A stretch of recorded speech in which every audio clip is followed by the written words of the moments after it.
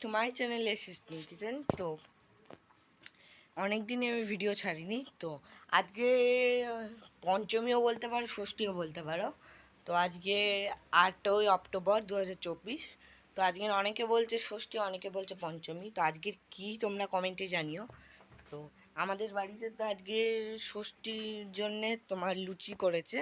তো এটা ভিডিও করে হয়নি, ভিডিও করে ওঠা হয়নি। তো তাই ভাবলাম একটা ছোট্ট মতো ব্লগ তৈরি করে নিই। তো যেমনটা আমি বলেছিলাম, আমরা তো প্রত্যেক দিন লুডো খেলি, তো আজকেরও খেলবো। তা এখন তো কোনো তো রাত্রে তো দেখাচ্ছি। এই দেখো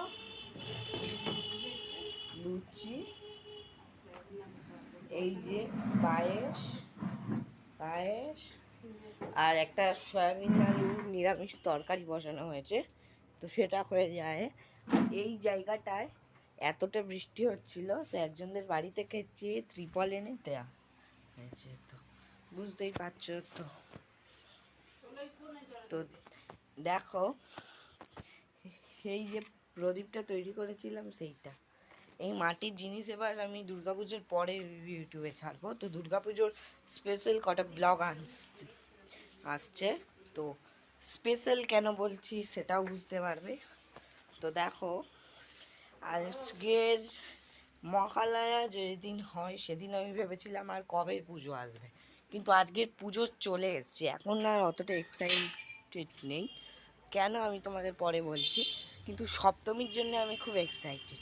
সপ্তমীর দিন আমরা সবাই মিলে কলকাতায় ঠাকুর দেখতে যাব। তো কোথায় কোথায় যাব এবং কী কী ঠাকুর দেখবো সেটা দেখাবো, সেই জন্য সঙ্গে থাকবে।